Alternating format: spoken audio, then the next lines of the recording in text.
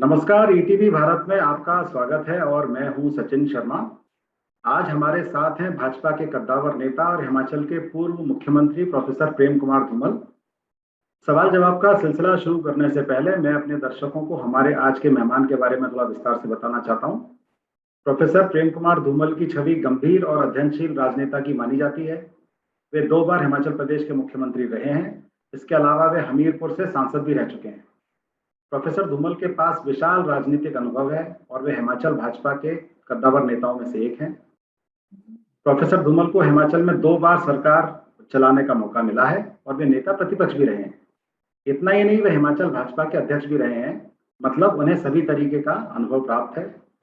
वे हिमाचल प्रदेश में भाजपा के पहले नेता हैं जिनकी सरकार ने दोनों बार अपना कार्यकाल पूरा किया है। इससे पहले की सरकारें नहीं कर पाई थी भाजपा की।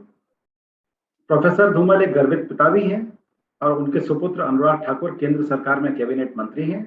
अनुराग जी के पास सूचना एवं प्रसारण मंत्रालय के साथ खेल मंत्रालय की भी जिम्मेदारी है। तो ये एक छोटा सा परिचय था धूमल साहब का। तो आइए प्रोफेसर धूमल जी से सवाल जवाब का सिलसिला शुरू करते हैं।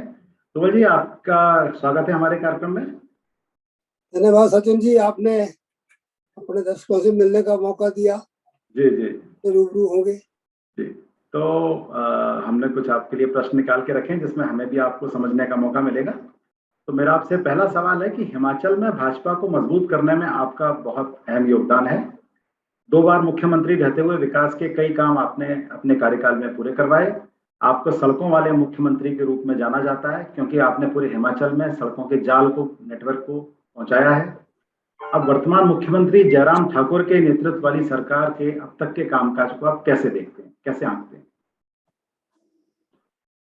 वर्तमान सरकार के कार्यकाल में कोरोना की महामारी का बड़ा संकट रहा है। लगभग 2 वर्ष इस कार्यकाल के विकास की से ज्यादा कोरोना को रोकने में, लोगों को उससे बचाने में लगे हैं। सरकार के संसाधन जुटाने में लगे हैं, सुविधाएं उपलब्ध कराने में लगे हैं। तो जितना समय मिला है उसमें प्रयास किया है सरकार ने अच्छा काम करने का और कुछ वर्गों को राहत भी दी है। प्रयास इनका था सबको राहत देने का, लेकिन जैसे मैंने कहा कोरोना के कारण बहुत ज्यादा संसाधन उसमें लग गए और समय भी उसमें लगा है। तो आपके हिसाब से जो गति हो सकती थी वो गति उतनी तेज गति से सरकार नहीं चल पाई। कहीं ना कहीं वो गति मंथर पड़ गई कोरोना की वजह से। ठीक भी कह रहे हैं आप, पूरे देश की ही कमोबेश यही स्थिति थी। तो छोटा पहाड़ी राज्य होने के नाते हिमाचल प्रदेश के सामने या उनके पास में बहुत सीमित आर्थिक संसाधन है। केंद्रीय सहायता पर निर्भर रहता है राज्य और इसी वजह से हिमाचल पर आर्थिक बोझ बहुत ज्यादा पड़ा हुआ है, खासतौर से कर्ज बहुत है। तो हिमाचल के विकास के लिए विशेष औद्योगिक पैकेज दिलाने में आपकी अहम भूमिका रही है। क्या आप हिमाचल को कर्ज से उबारने के लिए केंद्र से टोटल बेल आउट पैकेज की मांग करते हैं और उस पर दिए जाने पर जोर देते हैं, या फिर हिमाचल को आर्थिक समृद्धि की तरफ ले जाने के लिए आपके पास कोई दूसरा रोड मैप है, कोई दूसरा उपाय है? सचिन जी, मैं मानता हूं कि हिमाचल जैसा छोटा राज्य केवल अपने संसाधनों के आधार पर न विकास कर सकता है न आगे बढ़ सकता है। केंद्र का सहयोग, समर्थन, आशीर्वाद तो हमेशा चाहिए। और मैं यहाँ कहना चाहूंगा कि एक समय आया था जब कांग्रेस ने हमारा स्पेशल कैटेगरी स्टेट का स्टेटस केंद्र सरकार ने वापस ले लिया था। जो विशेष श्रेणी के राज्य का दर्जा हमें प्राप्त था वो ले लिया और उसके कारण संसाधनों पर बड़ा भारी दुष्प्रभाव पड़ा था। मैं धन्यवाद देना चाहूंगा प्रधानमंत्री नरेंद्र भाई मोदी को। सत्ता में आने के बाद उन्होंने श्री शिवराज सिंह चौहान जी के नेतृत्व में एक कमेटी का गठन किया और उस कमेटी की सिफारिश आते ही, यद्यपि उसमें प्रदेश में कांग्रेस सरकार थी, लेकिन मोदी जी ने कभी भेदभाव किया नहीं। इसलिए तो विशेष श्रेणी के राज्य का दर्जा फिर से हिमाचल प्रदेश, उत्तराखंड और जम्मू कश्मीर को लौटाया था, जिसके माध्यम से होता है कि अगर केंद्र से हमें 100 रुपये मिलता है तो 90 रुपये, 90 रुपये उसमें से अनुदान होते हैं और 10 रुपये एक ऋण के तौर पे होता है, जो बड़ी छोटी किस्तों में कम ब्याज पर वापस करना होता है। कोरोना के दौरान भी लगभग 400 करोड़ रुपया 50 साल के लिए ब्याज मुक्त प्रदेश को सहायता दी है। अन्य संसाधन बहुत दिए। कोरोना से लड़ने के लिए बहुत सारी सुविधाएं केंद्र ने संसाधन जुटा के दिए। तो मैं मानता हूँ कि केंद्र की मदद की तो जरूरत रहती है। अब कितना बेल आउट का जो पैकेज है वो किस किस राज्य को देंगे, ये बात हमें भी माननी पड़ेगी। केंद्र के अपने संसाधन भी बहुत सीमित होते हैं, इतने ज्यादा नहीं होते कि लोन से मुक्त करने के लिए। तो केंद्र की सहायता के अलावा कोई और रोड मैप, कोई और आपके पास में विचार हिमाचल को तरक्की शुदा बनाने के लिए?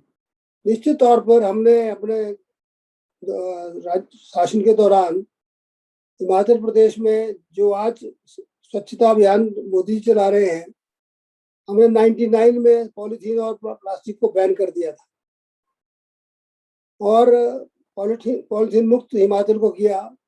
वर्ल्ड बैंक ने इसका नोटिस लिया था, कार्बन क्रेडिट हमें मिले और हजारों करोड़ रुपए की मदद केंद्र के माध्यम से वर्ल्ड बैंक के द्वारा हिमाचल प्रदेश को दी गई ग्रीन डेवलपमेंट के लिए। हमें टूरिज्म को विकसित करना होगा। कोरोना का जो ही दौर खत्म होता है तो टूरिज्म पर ज्यादा जोर देना होगा। पर्यटन की बहुत संभावनाएं हिमाचल प्रदेश में है और अनेकों प्रकार का पर्यटन, धार्मिक पर्यटन, साहसिक पर्यटन। और दूसरी बात मैं कहना चाहूंगा कि हमें हर्बिकल्चर को विकसित करना होगा। कठिन प्रदेश है लेकिन हम सौभाग्यशाली हैं कि देश का 7.32% बायोडाइवर्सिटी जो है वो हिमाचल प्रदेश में है। यहाँ पंजाब जैसा गर्म क्षेत्र भी है, मॉडरेट मौसम वाला क्षेत्र भी है और the coldest desert of the world, सबसे ठंडा रेगिस्तान भी स्पीति में हमारे हिमाचल प्रदेश में है। इसका अर्थ है कि हर प्रकार की जड़ी बूटी यहाँ पैदा हो सकती है। उसका अनसाइंटिफिक दोहन ना हो, हम उसे कमर्शियल बेस पे तैयार करें उन जड़ी बूटियों को और उसका प्रॉपर इस्तेमाल करके विकसित करके जो जड़ी बूटियां दुर्लभ हो गई हैं, डिसअपियर हो रही है टोटल अनसाइंटिफिक एक्सट्रैक्शन के कारण, उसको हम ठीक करें। मुझे आपकी वाली बात तो बहुत कन्विंसिंग लगी जिसमें आपने टूरिज्म की बात की, क्योंकि यूरोप के कई देश तो सिर्फ टूरिज्म पर ही अपनी जीविका उत्पन्न कर रहे हैं। तो बड़े रिच और संपन्न देश हैं, लेकिन अगर आप टूरिज्म माइनस कर दें तो उनके पास कुछ रह ही नहीं जाता। जैसे कि अभी अपन ने स्पेन के साथ देखा कोरोना काल में, टूरिज्म बंद हुआ तो बड़ी आर्थिक उनके त्राहिमाम की स्थिति में आ गए थे वो। तो इसमें मैं, जैसा कि आपने पहाड़ी राज्य की तमाम खूबियां बताई, तो पहाड़ी राज्यों के लिए ये भी मशहूर है कि बड़े वीर पुरुष होते हैं वहाँ के। तमाम गोरखा रेजिमेंट भी अपने वीरता के लिए बड़ी मशहूर रही। तो हिमाचल प्रदेश भी देवभूमि के साथ साथ वीर भूमि भी है। और भारतीय सेना में आपने एक विचार दिया था हिमालयन रेजिमेंट का। इस संदर्भ में हिमाचल विधानसभा से प्रस्ताव पारित कर केंद्र को भी भेजे गए। वर्तमान पीएम नरेंद्र मोदी से आपके नजदीकी रिश्ते हैं, हम सब जानते हैं। तो क्या निकट भविष्य में भारतीय सेना हिमालयन रेजिमेंट को देखेगी या एक आम आदमी देखेगा हिमालयन रेजिमेंट है भारतीय सेना में? सचिन जी, हमने तो कहा था Himachal regiment, Punjab regiment, Jat regiment, Bihar regiment, Kumaon regiment, Garhwal regiment, Madras regiment states के नाम से होती थी। फिर केंद्र ने निर्णय ले लिया था कि राज्यों के आधार पर नहीं बनेगी। जो डोगरा रेजिमेंट है जिसमें हमारे जवान अधिकतर जाते हैं, आर्टिलरी में जाते हैं, फाइटर जो भी फोर्सेज है उनमें हमारे जवान जाते हैं। और हमें जो आपने बिल्कुल ठीक कहा, वीर भूमि, कारगिल युद्ध में 4 परमवीर चक्र मिले थे। 2 हिमाचल के जवानों को, कैप्टन विक्रम बत्रा हिमाचल से थे, संजय कुमार जी हमारे यहाँ से हैं। तो अनेकों वीर का गाथाएं ने लिखी है। लेकिन जो आपने रेजिमेंट की बात कही, इसी को लेकर हम बार बार आग्रह करते रहे। फिर मैंने उसके बाद ये कहा कि अगर हिमाचल रेजिमेंट नहीं तो हिमालयन रेजिमेंट। अब कोई भी युद्ध अगर होगा हमारे देश का तो या तो पाकिस्तान के साथ होगा या चीन के साथ होगा, जो बॉर्डर लगता है। और दोनों ही देश जो है वो पहाड़ पर लड़ेंगे हम दोनों से। पहाड़ पर जो जवान यहीं पैदा हुआ, यहीं पला है, उसको चढ़ाई चढ़ना, हाइट पे रहना, ऊंचे पहाड़ पर, जो निचले एरिया से कोई जाएगा उसको एक्लेमेटाइज करना पड़ता है, वहाँ एडजस्ट करता है अपने आप को। जो पहले ही पहाड़ पे है, जन्म से ही है, वो एडजस्टेड ही होता है। तो मैंने कहा था इसको हिमाचल के बजाय हिमालयन रेजिमेंट कर दो। जम्मू कश्मीर, हिमाचल, उत्तराखंड, सिक्किम और नॉर्थ ईस्ट के 7 स्टेट्स जो हैं, इन सबको जोड़ के हिमालय के साथ लगते तराई में जितने प्रदेश बसते हैं वहां से लोग भर्ती हों उनमें, और वो बड़ी अच्छी सेना हो सकती है। सरकार विचार करती रही है, कुछ स्पॉट्स वगैरह का इस तरह ने शुरू किया भी है, ये सही लेकिन भी है, ये सही भी। बताइए बोलिए। ठीक है, आप ठीक उठा रहे हैं बात को। हम चाहते हैं कि हिमालयन के नाम पे हो। एक्चुअली हिमाचल से बड़ा कंसेप्ट लाए हैं आप, हिमालयन। और हिमालयन ऐसा वर्ड है जिसमें मैंने दार्जिलिंग में भी देखा था, मैंने जब वहाँ गया था, कि हिमालयन माउंटेनियरिंग इंस्टीट्यूट है, और पूरे हिमाचल से लेके जितने जहाँ जहाँ हिमालय लगता है, जैसा भी आपने इतने राज्यों के नाम बताए, जम्मू कश्मीर, उत्तराखंड से लेके पूरे अपने पश्चिम बंगाल तक, आगे तक सारे लोग जाते हैं वहाँ, सीखते हैं, माउंटेनियरिंग सीखते हैं। उसका नाम हिमालयन पहल है। तो ये नाम भी ऐसा है जो बड़ा चमत्कृत नाम भी है। तो देखिए आप इस चीज़ के लिए जल्द सफल हों। और एक आपके हम मित्र के बारे में भी बात करना चाह रहे हैं। दुखद है कि कांग्रेस के कद्दावर नेता वीरभद्र सिंह अब हमारे बीच में नहीं है, और प्रदेश की राजनीति में कांग्रेस की इस रिक्तता को अब आप कैसे देखते हैं, और आपके वो राजनीतिक चिर प्रतिद्वंदी रहे हैं लंबे समय से, उनके साथ आपके रिश्तों को कैसे बयां करेंगे आप? सचिन जी, आपने बहुत सामयिक प्रश्न पूछा है। श्री वीरभद्र सिंह हमारे सबसे कद्दावर नेता थे प्रदेश के। हमारी तुलना कोई नहीं है, वो राज परिवार से थे, मैं फौजी किसान परिवार से हूँ। लेकिन विचारधारा के आधार पर हमारे मतभेद रहे। विकास के मुद्दे पर, प्रदेश को आगे ले जाने के मुद्दे पर, तो वो व्यक्तिगत टकराव कोई नहीं था, होता था। विधानसभा के बाहर मिलते थे तो प्यार से मिलते थे, हमेशा चर्चा में जरूर गर्मा गर्मी होती थी। वो भी अपनी बात पूरी दम से रखते थे, हम भी अपनी बात अपने दम से रखते थे। बहुत ही कल्चर्ड व्यक्ति थे। मुझे याद है, मैं पहली बार मुख्यमंत्री जब बना, तो मैं तो पहली बार का विधायक था, पहले मैं संसद में होता था। तो बोर्ड ऑफ कॉन्फ्रेंस जीतने के बाद जब मैं जाखू मंदिर में माथा टेक के वापस आया, तो रास्ते में उनका घर था। मैं उनके घर गया, चाय पी और उनके परिवार से मिला। उनके बेटे विक्रमादित्य जी उसमें बड़े छोटे थे। फिर वो मुझे मिलने जब ओवर आए, तो मैंने कहा बैठिए, जहाँ बैठेंगे। तो कहा नहीं, जहाँ आप बैठते हैं पहले आप बैठो, मुख्यमंत्री। मैंने कहा नहीं सर, आप बहुत सीनियर हैं। तो कहा नहीं नहीं, मुख्यमंत्री का अपना रुतबा है, प्रोटोकॉल के हिसाब से आपकी सीट पे आप ही बैठेंगे, मैं दूसरी जगह बैठूंगा। 2012 में जब वो मुख्यमंत्री बने, तो एक दिन सवेरे 3-4 दिन के बाद उनका मैसेज आया कि मैं मिलना चाहता हूँ। मैंने कहा मुख्यमंत्री जी आना चाहते हैं? तभी मैं अभी मुख्यमंत्री के निवास में ही रहता था, नया मकान मिला नहीं था। तो वीरभद्र जी आए और सचिन जी आकर जो बुके एक्सचेंज होता तो हुआ, लेकिन वो कहने के लिए आए विशेष तौर पर कि मैं तो इस मकान में रहता नहीं हूँ। अगर आप मुख्यमंत्री आवास पर ओवर में ही रहना चाहते हैं तो आप यही रहिए, और मकान में क्यों शिफ्ट करना है। अच्छा। इतना शायद मेरी अपनी पार्टी का मुख्यमंत्री कोई होता तो वो भी शायद इस तरह की ऑफर नहीं करता, इंतजार करता खाली करने का आपका बंगला फटाफट।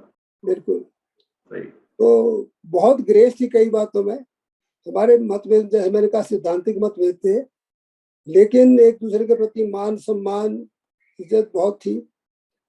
तो कई बार फोटो हमारे वायरल होते हैं, जो कभी गले लग रहे हैं, कभी जिस तरह के। तो एक बहुत बड़ा, मैं उनको मित्र नहीं कहता, मैं उनको सीनियर नेता, बड़ा भाई जैसे कई चीजों में वो गाइड करते थे। आपने बहुत ही अपनी अमूल्य यादें हमसे साझा की हैं, और बहुत ही अच्छा लगा हमें। अच्छा, ये अभी जब बात चल रही है राजनीति पर, बात धीरे से आई है, तो मैं जानना चाह रहा हूँ कि भाजपा ने अपने अगले विधानसभा चुनावों के लिए हिमाचल में मिशन रिपीट का नारा दिया है। जी, आपके समय में भी मिशन रिपीट का नारा बुलंद हुआ था। उस समय भाजपा की पोजीशन हिमाचल में काफी मजबूत थी, और मिशन रिपीट संभव होता हुआ भी दिख रहा था। लेकिन आपकी सरकार रिपीट नहीं कर पाई, हालांकि कांग्रेस को कड़ी टक्कर दी थी भाजपा ने। तो क्या आप इस बार भी अपने उस सपने को साकार होते हुए देख रहे हैं? क्योंकि पिछले 40 साल में कोई भी सरकार रिपीट नहीं कर पाई है हिमाचल में, ट्रेडिशन ही बन गया है वहां पे। इस बार क्या सही देख रहे हैं? सही कहा आपने कि 90 में जब चुनाव हुआ विधानसभा का, मैं पहली बार सांसद बना हुआ था उसमें। तो चुनाव के बाद तब बाकी चैनल नहीं होते थे, दूरदर्शन पे ही डिस्कशन होता था। शिमला में हमारी पार्टी की ओर से मैं था और वीरभद्र जी कांग्रेस को जिता कर आए थे। तो हमसे पूछा गया था, विनोद दुआ जी और प्रणव राय थे। उन्होंने कहा कि आप सरकार आपकी सरकार रिपीट नहीं हुई। मैंने कहा यहाँ ट्रेडिशन बन गई, जो आपने कहा कि एक बार एक जीतता है, दूसरी बार दूसरा जीतता है। तो उन्होंने कहा जब तुम्हें पता था तो झाड़ू फिर गया तुम्हारा, तुम क्यों लड़े? तो मैंने कहा हमने सोचा था हम इतिहास बदल देंगे, प्रयास है। लेकिन सचिन जी सही बात कही आपने कि 77 ऑनवर्ड हम सरकार में आते रहे, लेकिन गठबंधन में आए। अकेले बीजेपी अपने दम पे नहीं आती थी। तो 2007 में पहली बार हमने विशुद्ध भारतीय जनता पार्टी की सरकार बनाई थी। 2012 में रिपीट नहीं हुआ, कारण आप जानते, सारा देश जानता क्या हुआ था। तो 2017 में और इस बार 2017 में फिर कांग्रेस ने बना पाई तो हमने बनाई। तो पहले विशुद्ध सरकार, पहले तो थी जैसे आपने शुरू में कह दिया कि 5 वर्ष सरकार नहीं चलती थी। पहला एम था सरकार चलाना, गठबंधन में चलाई एक बार प्योर बीजेपी की चलाई। तो पहले प्योर बीजेपी की सरकार बनाना, बना ली। इस बार, पिछली बार दूसरी बार बन गई। तो इस बार नया टारगेट जो हमारा है वो ये है कि बीजेपी की सरकार रिपीट हो। उसके लिए सब प्रयास कर रहे हैं। मुझे आशा है जैसे पहले हमारी विशुद्ध सरकार नहीं बनती थी, वो हमने बना ली, तो अब रिपीट करने में भी सफल होंगे। वैसे राजनीति के लिए कहा जाता है कि सत्ता की रोटी को हर 5 साल बाद पलट दिया जाए तो रोटी अच्छी सिकती है। तो हिमाचल की जनता इस मामले में, हिमाचल, राजस्थान, कुछ राज्यों की जनता है जो हर 5 साल में सत्ता की रोटी को पलट देती है। तो ये हिमाचल की जनता का एक अलग यूएसपी है। खैर, अभी आपने कोरोना का जिक्र किया था थोड़ी देर पहले आपने, कि सरकार को 2 साल बड़े इसमें कोरोना में ही एंगेज रही हो। तो कोरोना ने भारत ही नहीं पूरे विश्व को गहरे जख्म दिए हैं, और भारत और हिमाचल में भी स्थितियां बहुत नाजुक हुई थी भारत के साथ साथ। कोरोना संकट से निपटने में केंद्र ने जो काम किया वो लगभग हम सब ने देखा। हिमाचल सरकार के काम को आप कैसे आंकते हैं? केंद्र के बारे में भी 2 लाइन बोलिएगा। हिमाचल सरकार को स्पेशली आप कैसे आंकते हैं? हिमाचल सरकार ने यथाशक्ति और जो कुछ उनके पास था उस हिसाब से बहुत अच्छा काम प्रयास किया है। लेकिन आप ये मानेंगे कि सारा देश ही क्या, सारा विश्व कोरोना की महामारी के लिए तैयार नहीं था। अमेरिका जैसा बड़ा देश, साधन संपन्न देश, यूरोप के देश, इटली जैसा देश, जिनकी आबादी हमारे मुकाबले में कुछ भी नहीं है, वो लड़खड़ा गए। तो सारे विश्व के लिए संकट था, तो भारत के लिए भी था, हिमाचल के लिए भी था। जिसके पास जितना संसाधन था उसने उसका इस्तेमाल किया। तो धन्यवाद ये केंद्र सरकार के कि जो हमें जरूरत पड़ी उतना ही हमें तुरंत मिला, उससे ज्यादा मिला, बढ़ के मिला। कई बार तो मैं डॉक्टर्स को पूछता रहा हॉस्पिटल में क्या हाल है, उन्होंने कहा हमारे पास इतना केंद्र से आया है कि अब सरप्लस पड़ा है। तो ये आपके 70 लाख जनसंख्या है हिमाचल की, उसका भी एक पॉजिटिव है कि जल्दी चीजें पे काबू पा लिया गया होगा। कई अन्य राज्यों की तो करोड़ों में जनसंख्या है, लेकिन हिमाचल, मैंने देखा अभी कि वैक्सीन की फर्स्ट डोज का लक्ष्य लगभग हासिल कर लिया है हिमाचल ने। सभी लोग कंप्लीटेड वैक्सीनेटेड हो जाएंगे 18+ वाले। लेकिन क्या अभी भी आप मानते हैं कि हिमाचल का स्वास्थ्य ढांचा और विकसित करने की जरूरत है, या इतना ही जो कुछ है पर्याप्त है? नहीं, बहुत जरूरत है, बहुत विकसित करने की जरूरत है और हो रहा है। सचिन जी, आपको तो वैसे तो जानकारी है, ये पत्रकारों को सब पता होता है। 9 मेडिकल कॉलेज हिमाचल प्रदेश में है। तो 70 लाख की आबादी या 76 लाख, इससे इसके पीछे होगी। उस प्रदेश में इतने मेडिकल कॉलेज होना इस बात का द्योतक है कि केंद्र और प्रदेश दोनों सरकारें लगी हुई है कि स्थितियां ठीक हो, अधिक से अधिक मेडिकल सुविधा लोगों को उपलब्ध करवाई है। अच्छा, तो ये जब मैंने आपसे पहला क्वेश्चन किया था वो हिमाचल की सरकार को लेकर था। अब मैं मौजूदा मुख्यमंत्री के बारे में आपसे जानना चाह रहा था कि जयराम ठाकुर को आप उनके अपने पहले कार्यकाल में कितना सफल पाते हैं, और क्या समय समय पर वह आपके अनुभव का लाभ लेने का प्रयास करते हैं, और क्या आप भी सरकार को या स्पेशली ठाकुर साहब को संवेदनशील मामलों पर अपनी तरफ से सलाह देते हैं? देखिए, जो भी मुख्यमंत्री होता है उसकी अपनी सोच और विजन होता है, उसमें दखल देना तो किसी को उचित नहीं लगता और देना भी नहीं चाहिए। जहां मुख्यमंत्री को आवश्यकता महसूस होती है कभी बात करते हैं, जितनी बात पूछते हैं उतनी हम बता देते हैं। अच्छा, बहुत सही है। आपने सही कहा, दखल तो नहीं देनी चाहिए, लेकिन हाँ, आपका मार्गदर्शन उन्हें मिल रहा है कि नहीं, यही जानना चाह रहे थे हम। तो इंटरव्यू लगभग अपने आखिरी पड़ाव की तरफ चल रहा है और मैं आपसे बस अपने आखिरी के 2 प्रश्न पूछना चाहता हूँ। उसमें से पहला ये है, ये महत्वपूर्ण है दोनों ही प्रश्न, कि सन 2017 में हिमाचल में पार्टी की तरफ से आप सीएम का चेहरा थे और जी। पार्टी हाईकमान और आप अपनी सीट जीत नहीं सके थे, लेकिन उसके बाद भी पार्टी आपको सीएम बना सकती थी, क्योंकि आपने हिमाचल में हमेशा भाजपा को सत्ता तक पहुंचाने में हमेशा अहम भूमिका निभाई है। तो क्या इस घटनाक्रम के बाद आपके मन में कोई राजनीतिक टीस तो नहीं रह गई, या आप पार्टी को अपनी बुलंदी पर देखकर और अपनी अभी तक की राजनीतिक पारी से संतुष्ट हैं? कोई टीस नहीं है? नहीं, मैं सचिन जी बिल्कुल साफ बात करने वाला आदमी हूँ। टीस ये थी कि मेरी सीट बदली हुई थी और मैं एक दिन भी अपने चुनाव क्षेत्र में नहीं लगा सका। चुनाव जिस दिन लास्ट दिन था प्रचार का, उस दिन भी मुझे 1-2 चुनाव क्षेत्रों में जाना पड़ा रैली करने के लिए। जब मैं अपने चुनाव क्षेत्र में पहुंचा तो 5 बज चुके थे। तो मेरा व्यक्तिगत संपर्क होना चाहिए था, वो हुआ नहीं। इसलिए इस बार मैं संपर्क की कसर निकाल रहा हूँ। जिस कंस्टिट्यूंसी से मैं लगभग 2000 वोटों से हारा था, वो लोकसभा में हमने 25,000 वोट से जीती है। और अभी मैं लगातार चुनाव क्षेत्र में हूँ, लोगों से संपर्क में हूँ और उस टीस को खत्म कर देंगे। हाँ, आपको तो इतना लंबा अनुभव है, निश्चित रूप से आपने वो सब चीजें, आपने वो सब भर दिया होगा, जो भी आपको जहाँ स्पेसेस दिख रही होंगी। तो अब मेरा सबसे इम्पोर्टेंट क्वेश्चन है आपके सपुत्रों को लेकर, है कि आपके पुत्र अनुराग ठाकुर ने अभी अपनी अपनी अभी तक की जो राजनीतिक पारी खेली है, बहुत अच्छी चल रही है और काफी ऊंचाई अभी उन्होंने छुई है, जैसा कि मैंने शुरू में बताया था कि केंद्रीय मंत्री हैं। तो क्या आप उन्हें निकट भविष्य में हिमाचल का सीएम बनते हुए देख रहे हैं? ये काम हाईकमांड का देखने का होता है, जनता का देखने का है। कोई भी बाप होगा वो अपने बेटे को कुछ भी ऊंचा पद पाने में प्रसन्न होगा, लेकिन ये व्यक्तिगत चॉइसेस नहीं होती, ये पब्लिक की और पार्टी हाईकमांड का होता है। जो हाईकमांड निश्चित करेगा जिसके लिए वो उसका फैसला करेगा। निश्चित रूप से आप एक कैडर बेस्ड पार्टी में हैं और उसमें ये चीजें मायने नहीं रखती, ये सही बोला आपने। तो आपने बहुत ही सारे प्रश्नों के उत्तर बहुत ही खूबी से और बहुत अच्छे तरीके से दिए हैं। तो ईटीवी से बात करने के लिए आपका बहुत बहुत धन्यवाद तुमल जी। और हम अपने दर्शकों से कहना चाहते हैं कि हम आगे भी इसी तरीके से देश के अलग अलग राज्यों के महत्वपूर्ण लोगों से आपको मिलवाते रहेंगे। धन्यवाद।